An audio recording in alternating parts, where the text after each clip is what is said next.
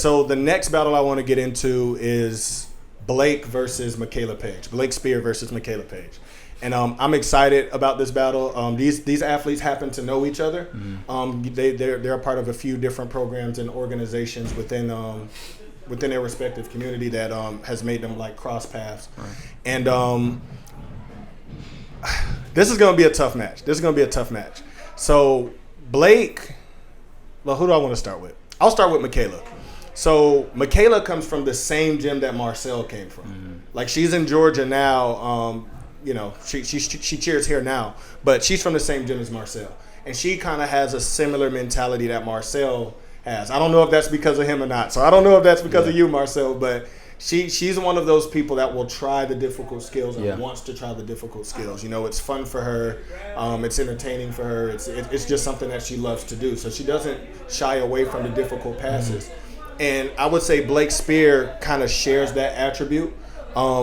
Like, one of the things that really impressed me with Blake Speer, and by the way, she made top 10 Tumbler of the Year this past year. And one of the things that got her there is just how hard she works.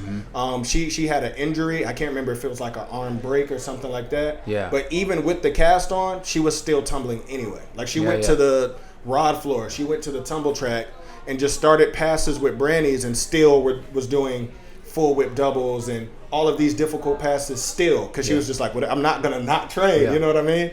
And I think somebody with that kind of mentality towards getting better is a tough person to go against, because they're like, look, whether it doesn't matter, I'm not going to skip a day at the gym. I'm going to be there. I'm going to make it happen regardless. Like, this isn't going to define what my progress is going to be. So now that she's recovered and now you have an opponent that you have to prepare for, what does that mean for the progression going into the battle? You know what I mean?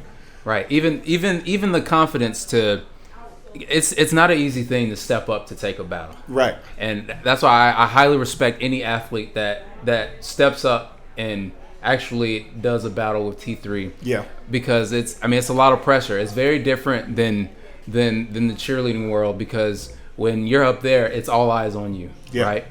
Right.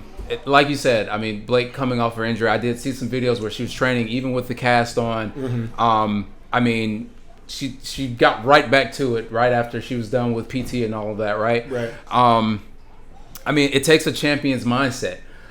Believe it or not, I think this battle is probably the closest one of all the battles that's going to happen that night. I can see that. It's because of their skill sets, I think it's so similar. Yeah, for sure. If I don't want to say they're copy paste tumblers, but if you were to just give me a pass, I couldn't tell you which one of them was the one that did it, just of how similar a skill set that they have. Right, I got you. But I think that's what actually makes for a really good battle. Right. So I'm actually really looking forward to this one to see. What happens when you have two athletes that have very similar tumbling styles, right, similar skill set, and similar drive. Right. Yeah, and right. That makes for a very tough match. So, and I can see this kind of being another 3-2 either way situation, just like the Marcel and Kaysen.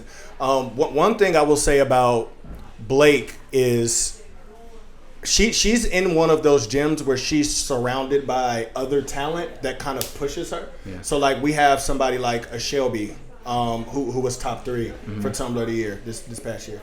And there's so many other names that I can name.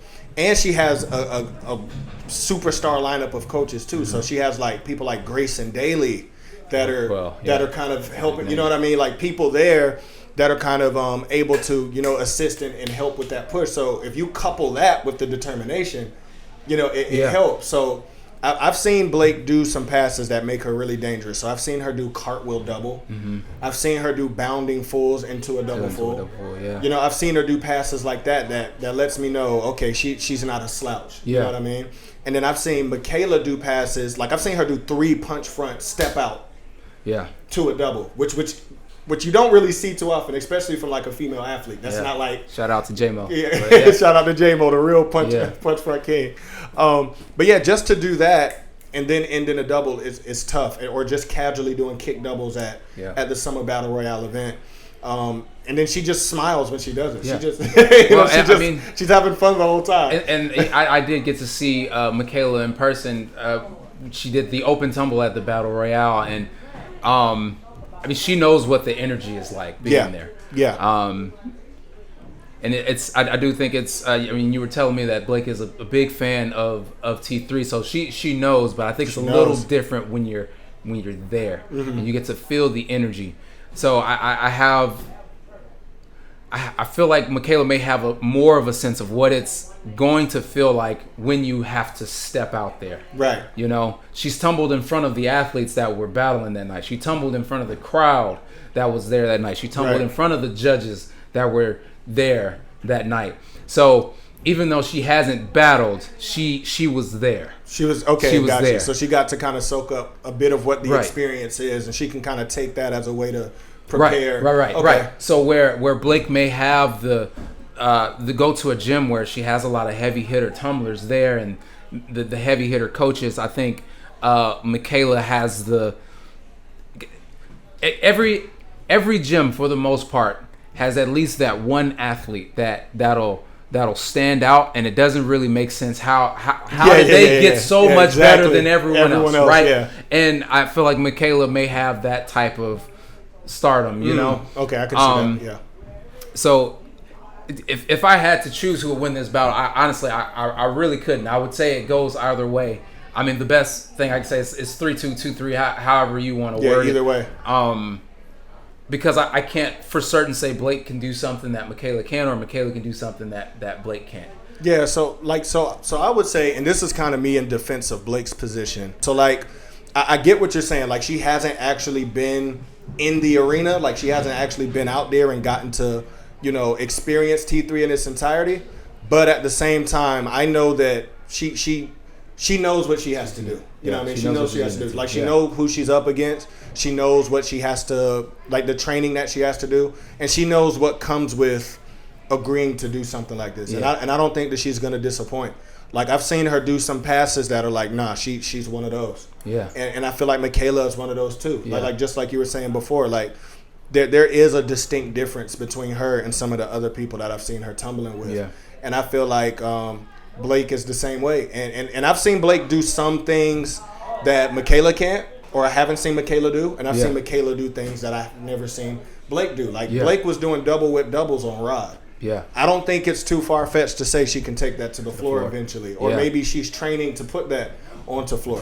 And Makayla, I've seen her do punchbacks before. And I've seen her do these creative passes with like front handspring fronts and still going and making a pass work, or full punch double that I may not have seen Blake do. That doesn't mean that she can't, but I think at the end of the day, outside of skill, I think what it's going to come down to is strategy. Yeah. And stamina too. You know what I mean? I think a lot of people think I have all these difficult skills, so that means I'm going to win. But it's like, well, how's that going to feel when you're in round 3? Yeah.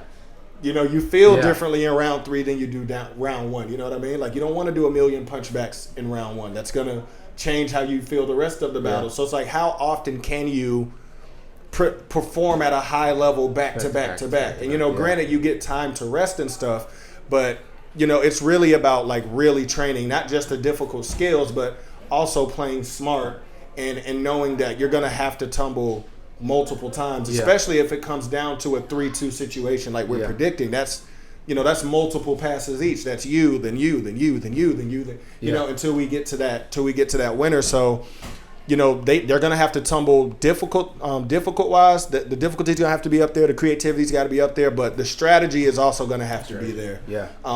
Because, you want to outperform them, but you don't want that the one round that you win to be the only round that you win. Yeah. You know, it's a whole battle, you know, at the end of the day. Yeah, that's true. So, I agree 100%. Yeah, so I have it 3-2 either way. It's gonna be a tough match. I'm excited. But one thing I will say, since they do know each other, I hope that they have it in like a friendly competition way, to where it's like, you know, we're cool and stuff, but I'm not gonna like hold back anything. Yeah. Like, you're my friend, but today I'm trying to beat you.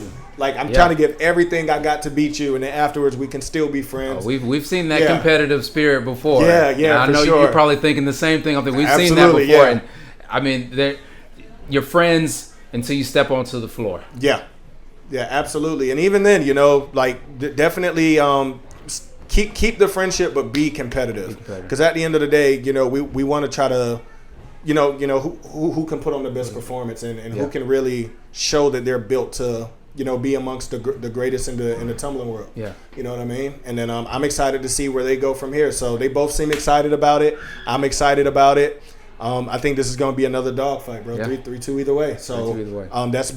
that's Blake Speer and Makayla Page.